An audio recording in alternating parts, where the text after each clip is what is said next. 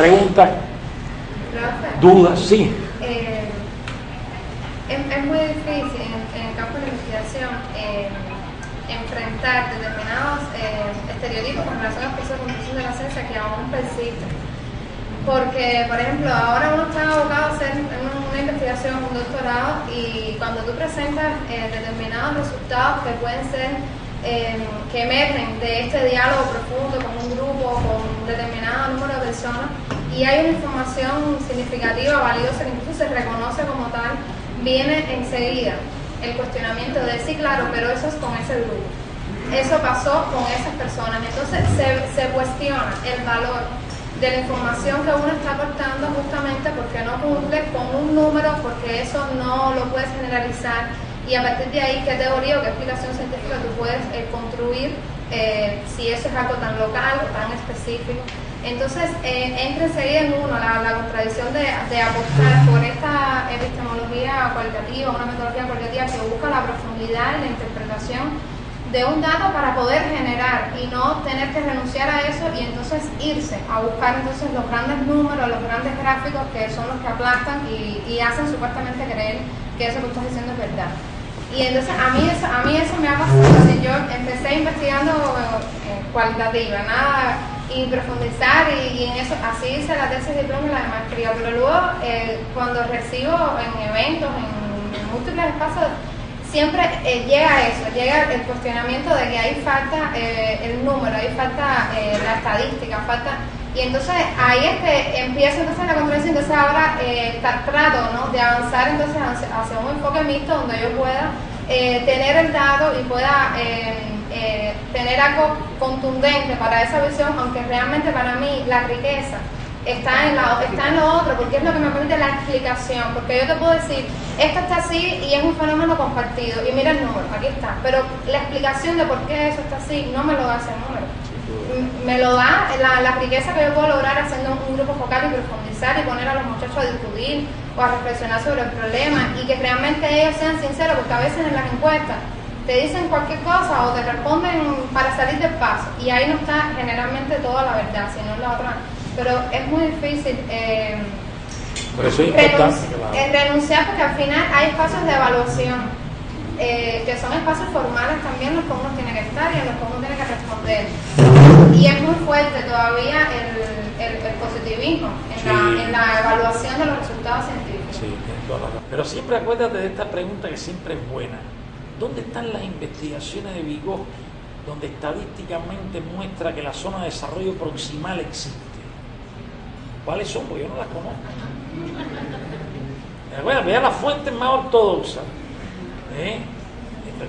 No son, que eso son construcciones de una diversidad de resultados de la experiencia vivida en el campo de la práctica, en el campo de la acción profesional.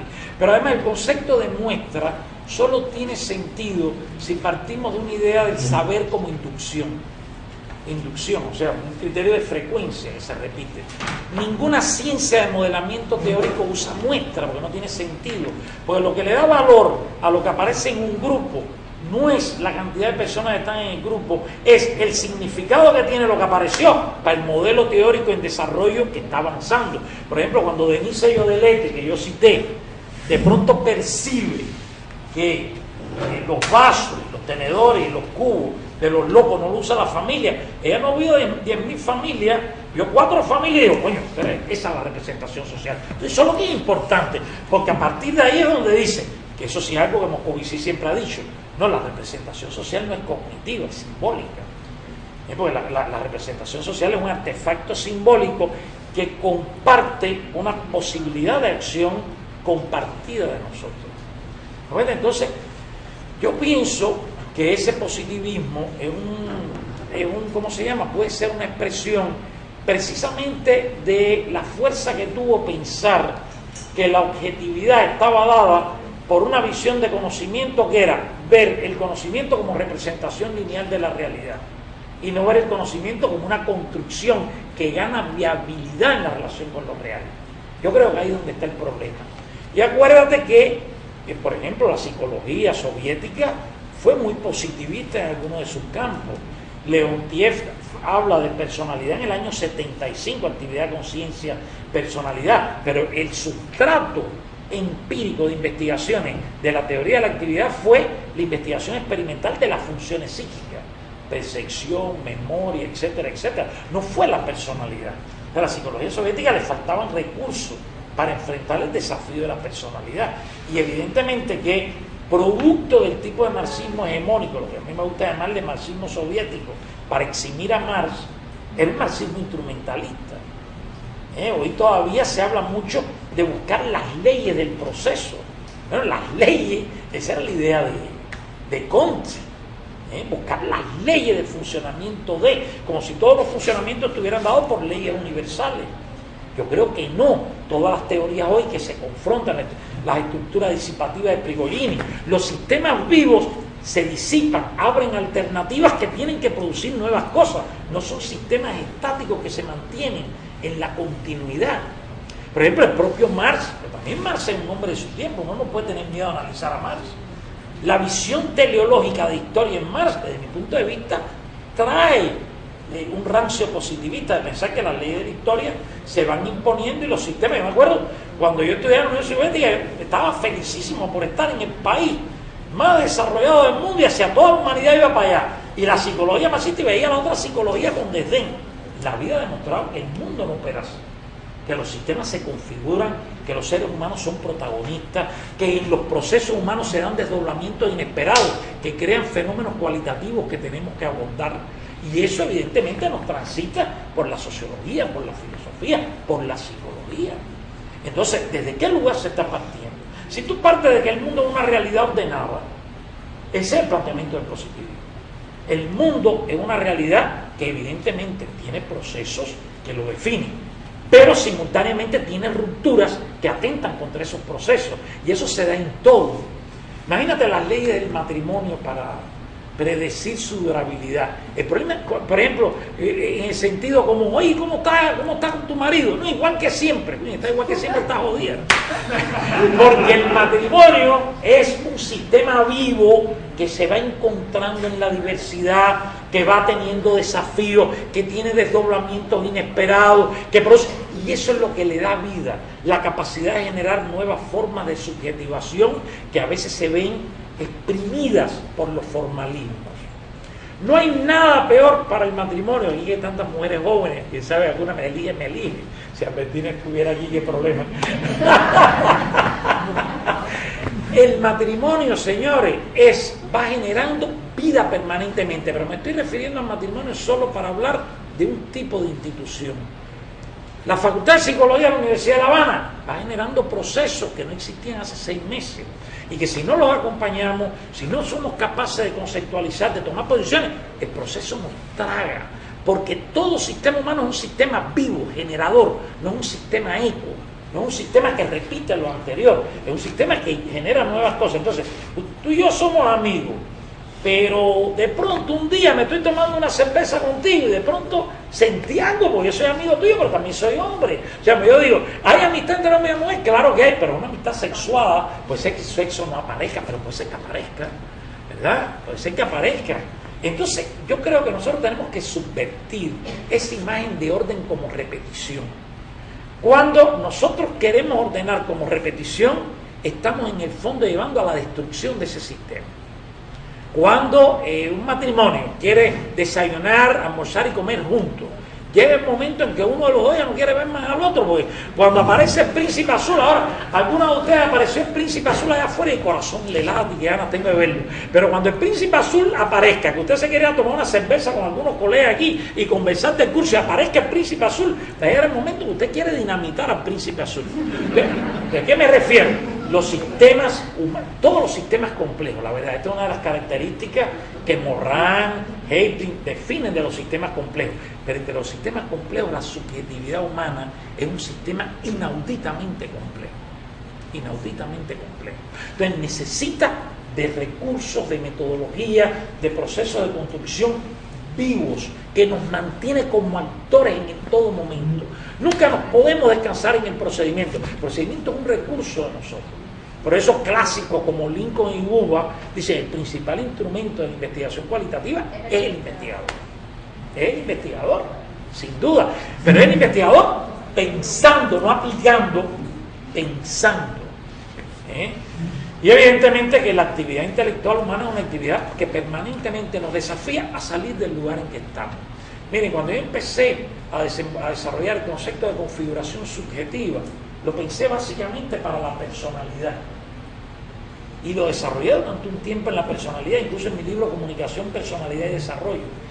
Pero hace pocos años, unos 5 años, en el debate de la acción, a mí me gusta, no puede haber psicología de orientación marxista, dialéctica, compleja, que no enfatice la acción. El hombre está en proceso. Pero ¿cuál es ese proceso? Y ahí me vino un concepto que aparece en la obra mía hace 5 años para acá, que es la configuración subjetiva de la acción. Y de pronto, cuando estoy desarrollando este concepto, digo, caramba, esto es lo que Rubinstein quería decir cuando hablaba de la unidad de la conciencia y la actividad. La actividad no es operacional, la actividad es subjetiva. Y lo que nos importa no es el acto, lo que nos importa es lo que se está produciendo por el sujeto que se expresa en el acto. Entonces, este problema de traer la discusión de lo simbólico y de lo emocional es sumamente complejo. ¿Por qué? Porque rompe las formas de modelado, como yo le dije. Antes se decía, bueno, a tu hijo tú le tienes que hacer esto, la receta en los procesos sociales. Los procesos sociales usted tiene que participar desde dentro, como profesional, y dejar que ellos tomen cuerpo, dejar que ellos se desdoblen, acompañar su complejidad, no quererles imponer su saber. Que esto, el construccionismo, Gergen, que lo van a oír mañana, Gergen fue pionero en eso, pero ellos caen en una posición extrema. Gergen dice, el lugar, o Gergen, todos los psicólogos que siguieron a Gergen en la psicoterapia, el lugar del terapeuta es el lugar del no saber. No, yo estoy en desacuerdo. Pero yo lo que no uso es el saber como conclusión, yo uso el saber como herramienta.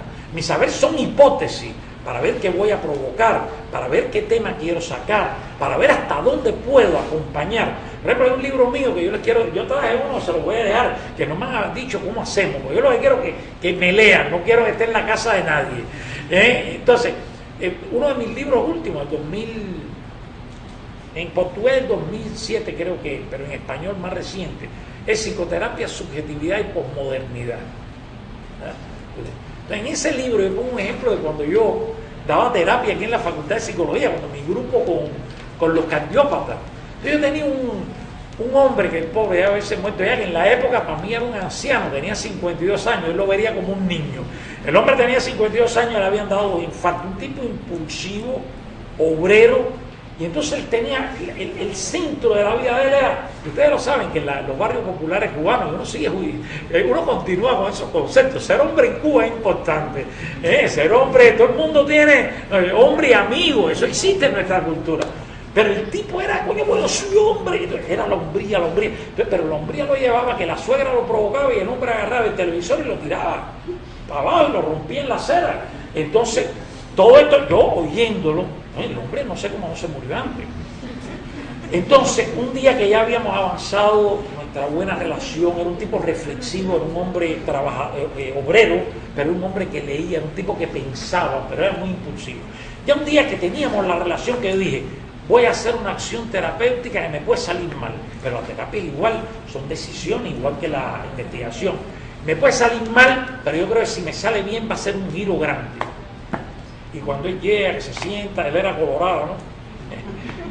Yo le digo, oye, José Antonio, tú me dejas decirte algo que he venido pensando mucho, además, pensando si te lo digo o no, pero, coño, nosotros somos amigos, tenemos tratamiento, pero nosotros tenemos una confianza, hemos reflexionado muchísimas cosas, y es algo que yo no te puedo dejar de decir. Claro, si tú me permites decírtelo, porque te va a chocar. Entonces, no, profesor, usted quiera decirme. Digo, José Antonio, tú sabes, me puse a pensar que tú no eres tan hombre como tú crees que tú eres. Oye, el tipo estaba fuerte.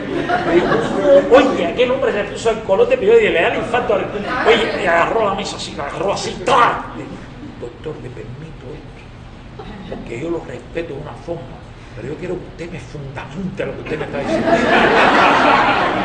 Oye, yo no te voy a decir que tú eres, que te gustan los hombres, no es tan grave, pero siéntate y tenta oír. Mira, tu concepto de hombre pasa porque tú eres vertical, porque tú tomas decisiones, porque tú tienes principios, porque tú tienes valores. Pero tú no te has dado cuenta que tu suegra te manipula como ella quiere.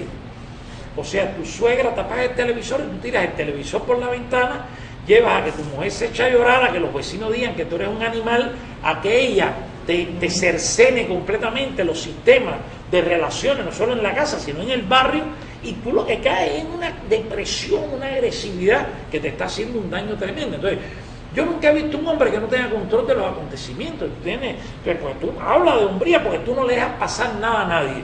No, yo creo que tú le haces juego a todo el mundo, que tú no tienes una posición propia frente a los hechos, y entonces que estás viviendo la hombría con un cierto prurito de violencia, que yo pienso que por ahí no va la cosa. El hombre se fue relajando, la relación se consolidó, fue un buen acto, bueno, para no cansarlo, dio un giro, caballero, ese hombre, pero un giro en su vida, en lo que trae, empezó a traerme cosas de su fase que no me había traído antes. Entonces, la terapia de un giro, yo me acuerdo que Winnicott, que en esto no fue nada psicoanalista, Winnicott, uno de los autores de psicoanálisis que pensaba con cabeza propia, un día, y esto es muy importante para los terapeutas, él se duerme, da un cabezazo, él era un tipo metódico, bueno, inglés, metódico, en la época de él, y el paciente le dice irritado, doctor, usted se durmió. Y Winnicott dice que en un fragmento de segundo él dice, le digo que tenía los ojos cerrados para escucharlo mejor, o le digo la verdad. Algo que es necesario en la terapia siempre es la transparencia. Eso yo lo saqué de esa reflexión. Y Winnicott le dice al hombre, mire, sí, me dormí porque yo soy un hombre metódico, ayer me acosté muy tarde y he tenido gripe, no me siento bien. Pero le aseguro que esto no volverá a ocurrir más nunca entre usted y yo. Adivinen cuál fue la reacción del hombre. Se echó a llorar. Y Winnicott dice, aquí comenzó la psicoterapia. Porque la psicoterapia empieza cuando el vínculo simbólico emocional ocurre. Aquello que Freud le llamaba en su lenguaje metafórico transferencia, ¿verdad? Pero no es transferencia, es cuando se da ese vínculo, esa posibilidad de tocarse. Me gusta mucho más el concepto de Bakhtin. Los sujetos en diálogo son aquellos que se tocan emocionalmente. No hay diálogo sin emoción. No hable flujo de palabras, no diálogo. Y eso en la psicoterapia es fundamental. Después, cómo nosotros vamos operando, es un acto de autoría. O sea, el investigador, si algo, no puede tener miedo de equivocarse. Porque la investigación son caminos tortuosos. Usted avanza y de pronto el tipo le dice, por lo menos usted se lo imaginó algo que le rompe toda la construcción anterior, tiene que comenzar por otra hipótesis. Y ese es el proceso vivo de la producción del conocimiento. Y sobre todo la producción de conocimiento sobre los humanos. No hay nada más complejo que nosotros. Bueno, no estábamos en las preguntas, que se me olvidó que estábamos en las preguntas. Odali. Yo lo que quiero compartir es un insight, ¿no? Una toma de conciencia que he tenido ahora. Ania se cuestionaba si, de alguna manera, ¿no? Si en los contextos académicos positivistas, donde va a ser evaluado, es posible que, digamos, es posible defender determinados puntos de vista, determinadas ideas. Yo recordaba, ¿no?, que uno de los primeros libros que tú nos indicaste que leyeran, a los que nos educamos ahí, nos graduamos y estábamos trabajando contigo, fue un libro de Agnès Heller, ¿te acuerdas? La socióloga búlgara, húngara. Que, o sea, una de las cosas que decía era que en los contextos, en los grupos, en los contextos culturales específicos existen concepciones comunes compartidas, ¿no? Y entonces yo asociaba, ¿no?, que contextos académicos, por ejemplo, donde determinadas concepciones como el positivismo, digamos, imperan o prevalecen, están obligando quizás a tomar, o sea, a bordear, ¿no?, a buscar estrategias que permitan ir bordeando, sorteando esos obstáculos para llegar a plantear lo que uno quiere plantear. Y por ejemplo, cuando le respondía a Ania, yo asociaba, ¿no?, la psicoterapia es un espacio permanente de investigación. Yo trabajo desde la psicoterapia, pero me enfrenté con el reto de que en un contexto académico donde, como tú decías, porque es otro principio que lo planteas en epistemología y subjetividad, epistemología cualitativa y subjetividad, en los dominios de la investigación positivista, de la concepción positivista de ciencia, se ha expropiado a la psicoterapia de su valor como ámbito de investigación y se le ha relegado solo al plano de la práctica, eso me obligó a mí a buscar una estrategia alternativa y decir, bueno, le superpongo quizás a la psicoterapia el método biográfico, que en las ciencias sociales tiene un gran desarrollo, y me dice que el investigador social, cual psicoanalista, escucha al otro, hace intervenciones que promueven la participación del otro, establece hipótesis determinadas. O sea, lo que quiero decir, porque me acordaba entonces de Marx, cuando dice libertad es conocer las leyes y actuar de acuerdo a ellas. O sea, en un contexto donde quizás operan concepciones comunes compartidas que tienen que ver con una epistemología positivista, a veces para plantear una verdad el investigador tiene que buscar cómo sortear los obstáculos, conocer en qué terreno se está moviendo, para después, para de todas maneras afirmar su verdad, o sea, lo que quiere demostrar. Por tanto, yo te agradezco porque tu pensamiento, yo lo que siento, y este es el insight que quería compartir, que me ha dado históricamente, desde hace muchos años, principios orientadores para pensar la ciencia, para elevarme por encima de la ciencia desde el punto de vista epistemológico, para comprender la ciencia y para, digamos, actuar de acuerdo a esos principios. Eso no se da, o sea, eso no lo permiten. Entonces todos los pensadores no aportan esto que tú estás aportando. O sea, te agradezco porque por eso ha sido guía para mí tu pensamiento durante tantos años. Y por eso sigo buscando, de donde quiera que estés. Gracias, Dali. Mira, yo creo que hay otra cosa, eso que tú dices es real, eso que tú dices es real. En todo el mundo a veces tienen lo formal que hacer determinados recursos. Pero hay otro punto, y que yo me acuerdo, voy a hablar de él en la plenaria de la psicología, Cuba, pasado, presente y futuro, un punto que quiero destacar. Yo recuerdo que cuando yo era decano, Albertina, Marilena Solé, el viejo Guevara fue antes, todavía no estábamos en esa etapa, porque Marilena Solé, Albertina, yo, es el momento en que se despega en la ciencia, en que la gente se forma en la Unión Soviética, en que vira. Había un énfasis en la facultad que era muy importante. Todo el que salía tenía que traer publicaciones. Y había un control de que las publicaciones estuvieran en la biblioteca. Porque el otro antídoto para eso que tú estás hablando es, tenemos que tener cultura psicológica. Por ejemplo, cuando tú ves que los grandes de la investigación tradicional, Cronbach, Rosenbeit, Richard Lazarus, del cognitivismo, todos esos grandes, al final de su obra, y yo los cito a casi todos, hicieron una crítica a las limitaciones de la metodología positivista en sus campos extraordinaria. ¿Te das cuenta? Entonces, ¿cómo nosotros vamos a estar reificando cosas que ya son obsoletas desde hace mucho tiempo? Porque, por ejemplo, el psicoanálisis fue lo contrario. El psicoanálisis durante mucho tiempo, acuérdense cuando Lacan y el Dor falaron, no, el psicoanálisis no es ciencia. Foucault se montó en ese carro en los 60, ¿verdad? No es ciencia. Bueno, pero si no es ciencia, ¿qué es? Tuvieron que ir para atrás. Pero el psicoanálisis se había legitimado como clínica. ¿Y cuál es el problema? Que como clínica no se había preocupado de los problemas epistemológicos del saber psicoanalítico y de los recursos de la investigación del psicoanálisis. Hoy tú tienes a Hartman, a Frosch, que yo lo cité, a Jan Parker, con libros de la investigación cualitativa en el psicoanálisis. Porque tú tienes que confrontar los criterios por los cuales tú produces saber. ¿Te das cuenta? Y después el propio Joel Dor, etcétera, fueron para atrás en eso.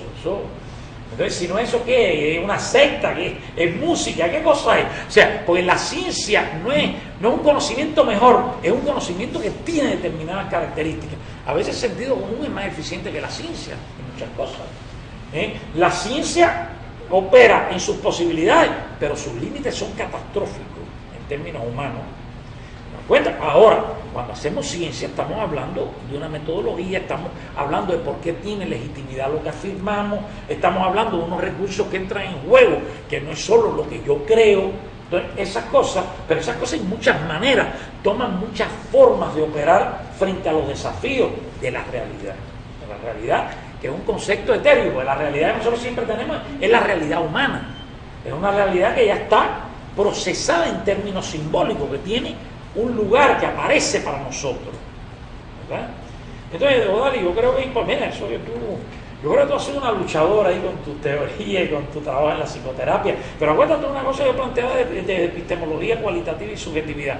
Una de las características de esta definición epistemológica es la práctica no se excluye del hacer ciencia. La práctica es un camino a hacer ciencia, es un camino fundamental, porque hay varias dicotomías que han sido erróneas. Por ejemplo, en términos de aplicación de las teorías. Señora, las teorías no se aplican. Las teorías sirven para construir, no son para aplicar. No, yo voy a aplicar esto que hace Fernando Aguinaldo. El concepto de configuración subjetiva usted lo tiene que construir dentro de lo que tú estás estudiando.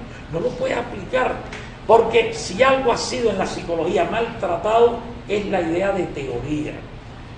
Para nosotros legitimar la información que producimos no se puede legitimar por artefactos externos. Por ejemplo, en la propia investigación cualitativa hubo unos años que estuvo de moda la triangulación. Pero el problema de la triangulación es un criterio externo. O sea, nunca la triangulación puede legitimar. La única vía de legitimar el saber es que el saber que yo estoy produciendo mantenga inteligibilidad y que sea capaz de generar nuevos significados que se van articulando en el modelo teórico que voy construyendo. Cuando yo hablo de teoría, yo no me refiero solo a la macroteoría. Por ejemplo, la teoría de la subjetividad es un planteamiento macro: subjetividad social, individual, configuración subjetiva, sentido, personalidad, cómo esto se articula, qué zonas de inteligibilidad genera frente a los problemas que se están trabajando, etcétera. Hacer teoría es hacer investigación. Cuando yo hablo de teoría, hablo del modelo teórico que toma forma en el proceso de investigación.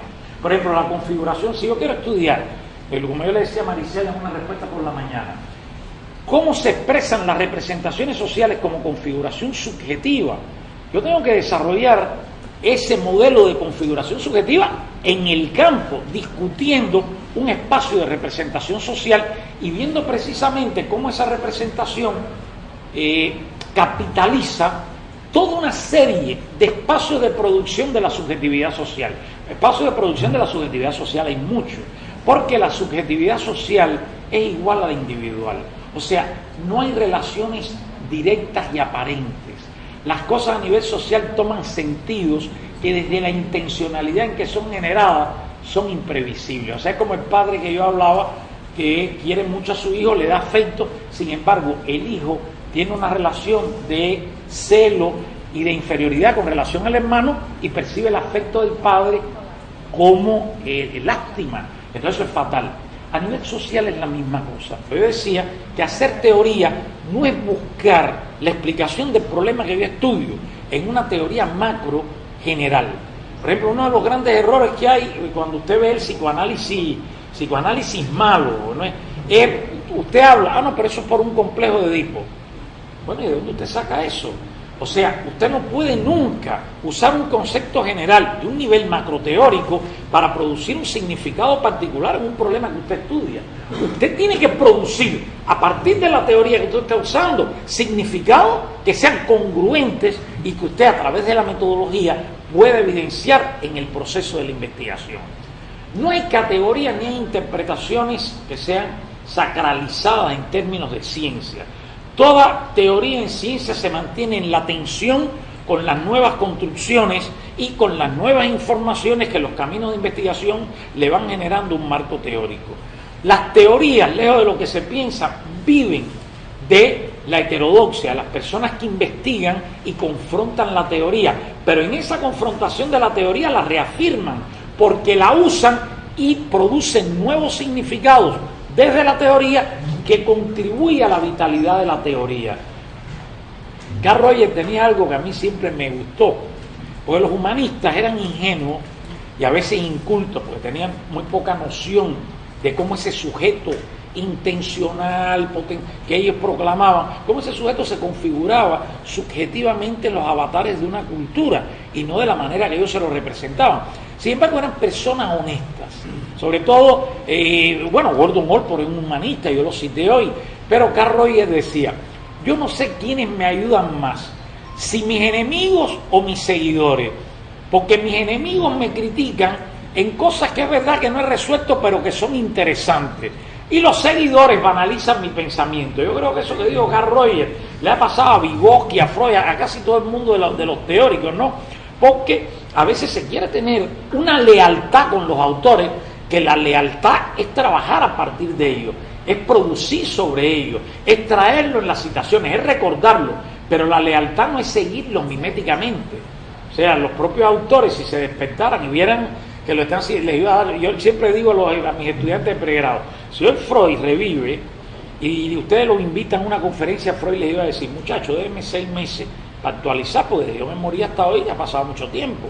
Y con la creatividad que lo caracterizó, después que leyera, los primeros que se iban a caer al oírlo eran los psicoanalistas. Acuérdense que Freud comienza nuevas lecturas de introducción, lecturas de introducción al psicoanálisis, y cuando llega a las nuevas lecturas de introducción del psicoanálisis, es otra cosa. El psicoanálisis se fue alimentando en el curso de los avatares, los desdoblamientos y los desafíos de la terapia, desde dentro de un modelo de pensamiento.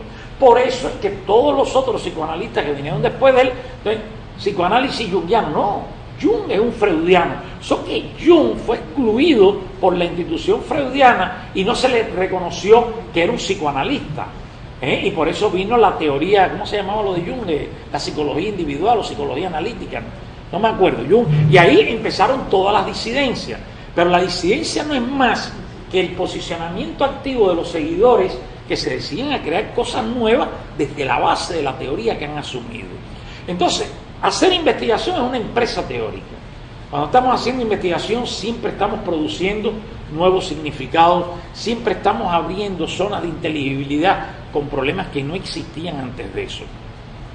Y esto evidentemente obliga que el investigador tiene constantemente que estar generando conceptos, relacionando conceptos, problematizando con conceptos de los que parte y que simplemente no los puede usar donde los está trabajando, y viendo los puntos no desarrollados de los conceptos. Eso yo creo que es fundamental, y esa es una manera de mantener precisamente la vitalidad de las teorías, porque si hoy Vygotsky tiene vitalidad es por las distorsiones, los desdoblamientos, los sistemas de interpretaciones, las nuevas interpretaciones que lo mantienen en un espacio de visibilidad para la producción de nuevos saberes en diferentes áreas de la ciencia. Entonces, para cerrar esta cuestión de la metodología y entrar en la subjetividad social, que es un tema que me interesa, yo pienso que la investigación no es un diseño que realizamos. Yo pienso, por ejemplo, los que ya se han graduado, los que empiezan el doctorado. El doctorado es el primer momento de una producción propia en un camino de investigación. Yo veo la investigación como líneas de investigación. Por ejemplo, si ustedes toman el libro mío, Personalidad, Salud y Modo de Vida, que publiqué aquí en México, pero en la década de los 80, como resultado de las investigaciones del infarto y la hipertensión, ustedes van a ver que ya esas no son los conceptos a través de los cuales yo le estoy dando vida hoy a los problemas que enfrento. Sin embargo, sin aquellos conceptos no existirían esto. Es porque un concepto va puliéndose, se va articulando con un nuevo concepto y se van generando algo que yo llamé en el libro del 97, zonas de sentido. O sea, las teorías son importantes porque generan zonas de sentido que facilitan nuevas visibilidades. Pero los conceptos, las categorías de las teorías son históricas, son herramientas del pensamiento. Eso es lo que es una categoría. Y precisamente las categorías aparecen para poder visualizar y significar procesos que están aconteciendo en lo que estamos estudiando y que antes de las categorías no tenían una expresión. Por ejemplo, una de nuestras líneas de investigación, que yo les dije que le iba a hablar después, pero les he ido hablando en la discusión, el sujeto que aprende. ¿Qué es lo que nosotros buscamos con ese concepto del sujeto que aprende? Que el niño pase de una posición reproductiva de asimilación a una posición generadora, a una posición que pueda usar lo que aprende en contextos que no son idénticos a aquellos que aprendió un determinado contenido. Cuando hablo de los niños, hablo de los estudiantes universitarios, porque el estudiante universitario puede recitar Freud, pero cuando usted le dice y le pone una situación, ¿qué diría Freud ante esto? Él no puede usar el concepto, porque nos hemos acostumbrado a reproducir las teorías de forma mecánica, de forma reproductiva, asimilativa. Y precisamente yo creo que uno de los giros que el tema de la subjetividad implica, tanto para los campos de la acción como para los campos del trabajo profesional, es pasar de una psicología de la asimilación a una psicología de la producción, de la generación. Nos estamos permanentemente generando frente a las experiencias que vivimos. Y de esa generación es que se abren caminos que son diferentes a aquellos incluso dentro de los cuales nosotros nos formamos. Yo a esto le veo una gran importancia, y esa gran importancia está en el hecho que la subjetividad humana nunca es un fenómeno terminado, nunca es un fenómeno conquistado. Una conquista lleva a otro momento, a otro cambio. Una liberación lleva a otras contradicciones, después precisa otra liberación. Yo recuerdo mucho que yo discutía con Martín Baró, la verdad fuimos muy amigos, y nunca me he dedicado a capitalizarlo, porque bueno, ahora hay gente que de pronto son más barosianos que nadie. Yo nunca los vi con Martín Baró porque son hasta otra generación, pero el concepto de él de psicología de la liberación era un tema que yo discutía mucho con él. Pero yo creo que en los procesos humanos no hay liberaciones últimas. Tú me estás liberando de un sistema de contradicciones, de un problema, incluso en la psicoterapia. Pero cuando yo abra la alternativa que la psicoterapia me facilite y me permite en la vida, van a empezar nuevas contradicciones, nuevos desafíos, y me puedo volver a empantanar. Por eso que no se habla de cura como un estado estático. O sea, la procesualidad del evento subjetivo es permanente. Y eso es algo que nos da mucho trabajo, porque eso evidentemente nos crea incertezas. O sea, nos crea incertezas en todos los dominios de la vida, desde el dominio de padre hasta el dominio de profesor, hasta el dominio de educador, hasta cualquier dominio. Nunca, por mucho que usted quiera y haga una inversión para lograr en su hijo un perfil, su hijo va a ser del perfil que usted pensaba. O sea, los hijos siempre van a vivir ese camino de relación con su padre produciendo su alternativa. Y la alternativa se nos escapa, porque yo incluso epistemológicamente nunca he compartido el concepto de predicción. La predicción era otro concepto que estaba unido al background positivista. Si usted conoce la ley, usted puede predecir el evento, porque el evento es regular y progresivo. Por lo tanto, la ley nos permite predecir. Pero los fenómenos que no están sujetos a leyes son fenómenos que tienen vida en su propia procesualidad. Y esa es la subjetividad. O sea, la subjetividad tiene vida en la propia procesualidad. Todos ustedes les va a haber pasado, porque el hecho de que yo sea el más viejo aquí no quiere decir que sea el único que ha vivido, y la juventud cada vez vive más temprano, porque ustedes le tienen que haber pasado a las mujeres igual. Bueno, eso es una suerte para uno. A veces yo he visto mujeres en mi vida, antes así, escucha que he dicho, oye, qué mujer tan interesante, me ha impresionado la mujer, pero en el fondo de mí, bueno, qué pena que sea tan fea, ¿verdad? Porque esa es una categoría que todos manejamos, mujeres feas, mujeres bonitas. Realmente a esta edad todas las mujeres son bonitas. Yo hacía un chiste hoy que Carlito Rodríguez, vicerrector de investigación en la época en que yo lo era, decía, yo no sé dónde yo estaba cuando yo era alumno, que en el aula me gustaba 1, 2, ahora veo 5 de esa edad y me gustan 7. Pero son fenómenos de la subjetividad, Entonces lo que yo quiero decir es, lo humano se va definiendo en la procesualidad de vivir una experiencia, y hasta los atributos de percepción que calificamos en objetivo como bonito o feo cambian viviendo la experiencia. O sea, yo creo que es una de las cosas lindas que tienen los fenómenos humanos. Usted se aventura, abre un camino, y el camino le crea una figura subjetiva que usted ni imaginaba antes de transitar el camino. Lo malo que esto tiene es que uno toma una conciencia total de esto ya cuando tiene una edad, que los caminos, como yo le digo a mis hijos, cuando tú vas con el carro y ves que dice fin de la carretera, tú te intentas frenar, ¿verdad? Porque eso y es parte también de la subjetividad. Entonces, estos son procesos que nosotros no podemos intentar encajar en categorías teóricas a priorísticas. Y yo creo que esta es una de las ventajas que tiene el propio concepto de configuración subjetiva. Él, de hecho, no existe en a priori. Él solo toma valor heurístico cuando lo construimos en la relación con el otro. Por tanto, no es una categoría que yo pueda aplicar, es una categoría que permanentemente tengo que construir. Y eso es lo que es una epistemología de la construcción. O sea, la teoría me da un marco, yo uso esos conceptos para generar significado en cuestiones que me interesan, como cuando le decía hoy a Marisela, por ejemplo, mi último trabajo, que no está publicado todavía, está en revisión, de la representación social como configuración subjetiva. Ahora, esas cosas fueron apareciendo en el tiempo, en el debate, en la reflexión y sobre todo en los sistemas de información que me obligaban a generar nuevos conceptos. Las teorías son como abanicos. Usted tiene un conjunto de conceptos y se van extendiendo a otros significados, van abriendo nuevas zonas de inteligibilidad y ahí es donde las líneas de investigación se van ampliando y además van entrando en contacto entre sí. Una cosa importante, los instrumentos nunca son una vía para un resultado. Entran en un proceso, en el movimiento del modelo teórico, entran en la representación que yo voy construyendo por la información que ellos me dan, y frecuentemente un instrumento se desdobla en otro, porque la investigación es un camino progresivo. Lo que usted hoy no me puede hablar de algo que yo le estoy preguntando, dentro de un mes nosotros podemos tener una conversación de lo más interesante en eso, pues se van madurando reflexiones, se van creando conceptos para dar cuenta de situaciones que estamos viviendo, y eso ocurre en la vida y ocurre también en la investigación. Sí, Pedro. El otro día una persona supuestamente empoderada de metodología cualitativa me dijo que metodología cualitativa es más importante determinar parámetros e indicadores. Y yo, eso me chocó, ¿no? Porque me parece que toda investigación tiene que determinar esas cosas, ¿no? Pero ¿qué crees tú? Eres una persona que ha estudiado con más profundidad que yo. Y la otra es epistemológico.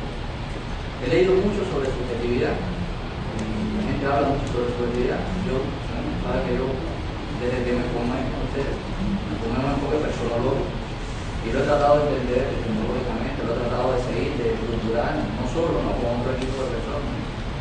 Y me ha ayudado a entender mucho la psicología, la que hago, la que enseño, la que practico.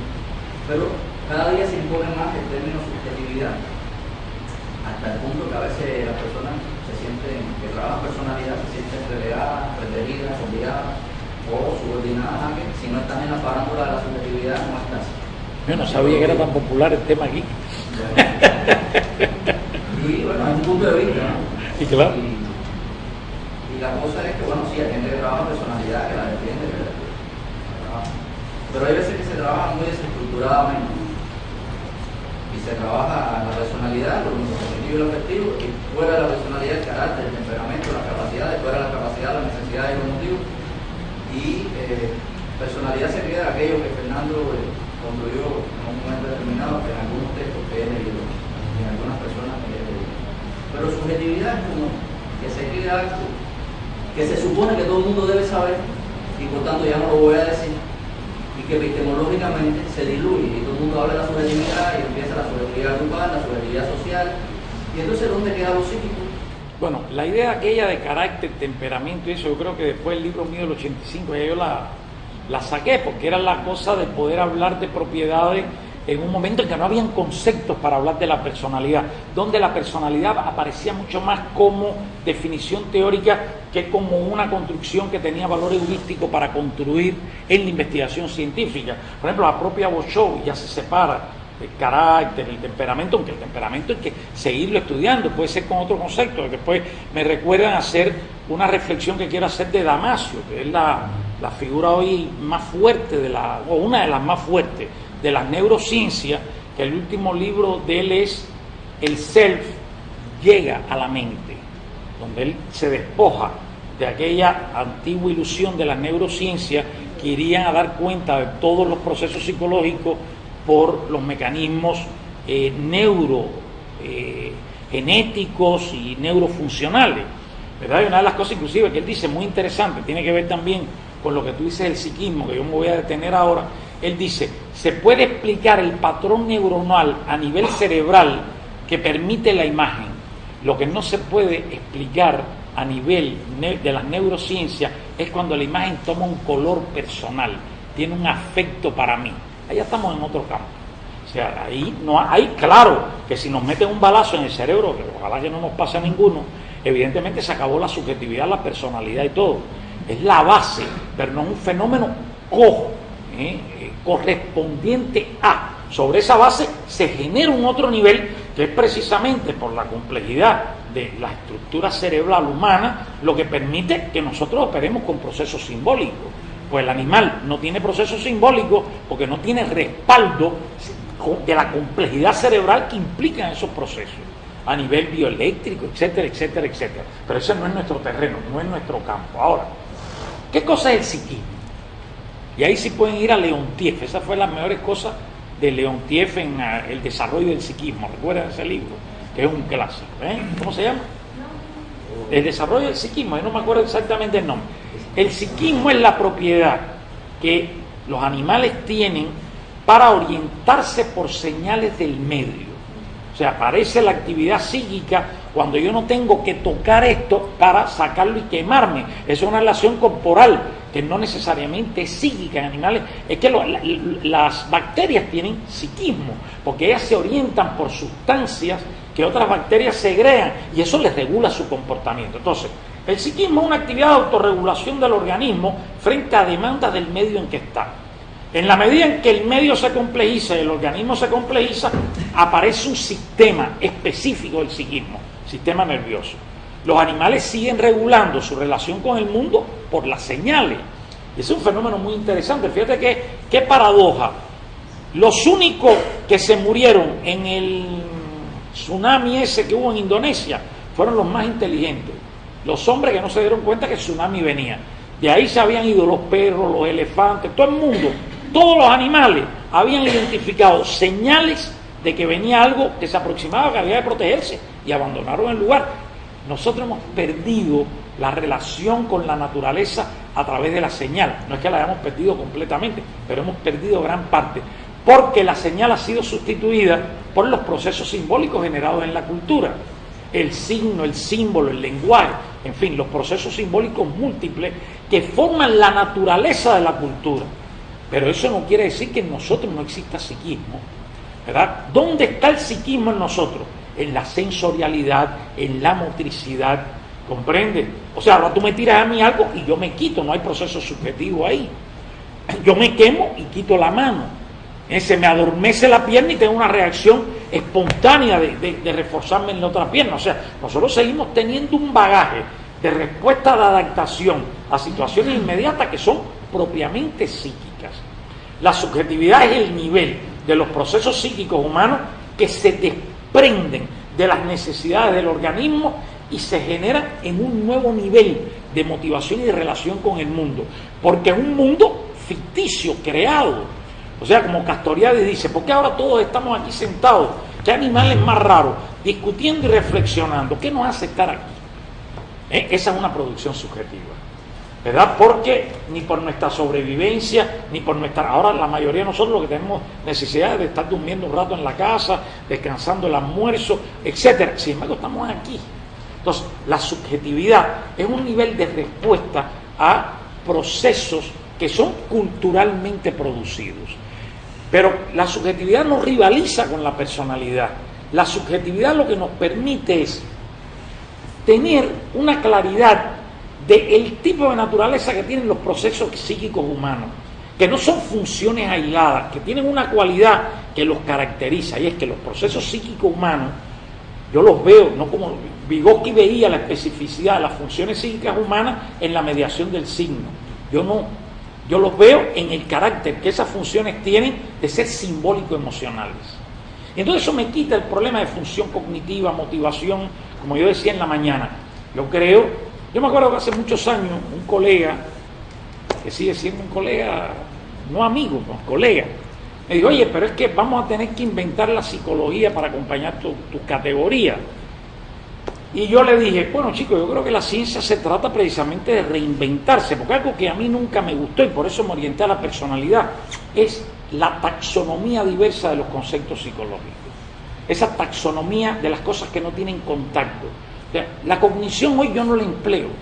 Como yo dije, yo creo que cognición pura existe en raros momentos. Incluso la psicología soviética en sus momentos finales hablaba de funciones de sentido.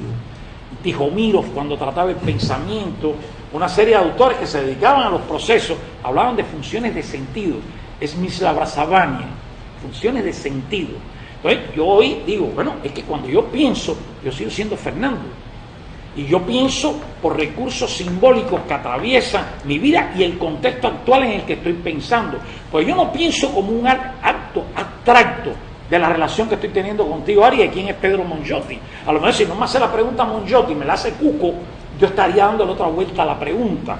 Porque cuando yo estoy aquí pensando, yo tengo una identificación contigo, yo sé que tú eres amigo, existe un afecto que fluye bien, ¿comprende? Entonces hay una configuración de ese pensar para la respuesta que estoy organizando. Si eso se da con otra persona, a lo mejor hubiera tenido, o a lo mejor no estoy casi seguro. Es una de las cosas que quiero investigar. Esta es una nueva línea que quiero abrir. Cómo la persona, en relaciones con personas diferentes, donde hay configuraciones subjetivas distintas, los procesos intelectuales se dan diferentes.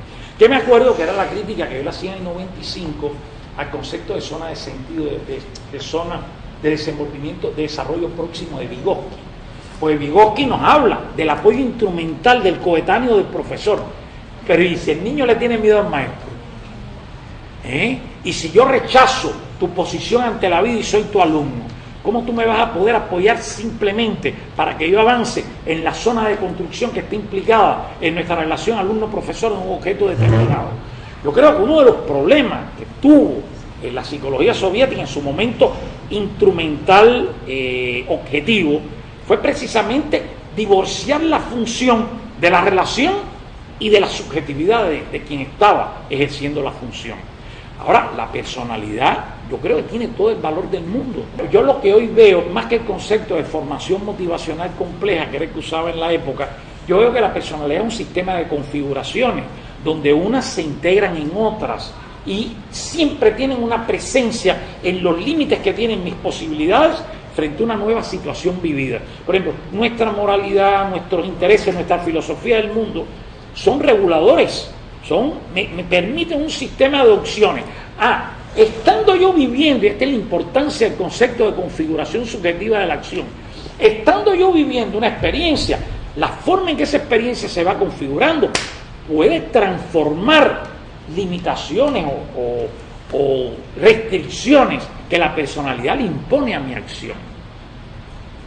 ¿Comprendes? Porque todo, esto estamos hablando en términos culturales, el género, la raza, la sexualidad, todo eso en el ser humano existe configurado subjetivamente, no son cosas a priori.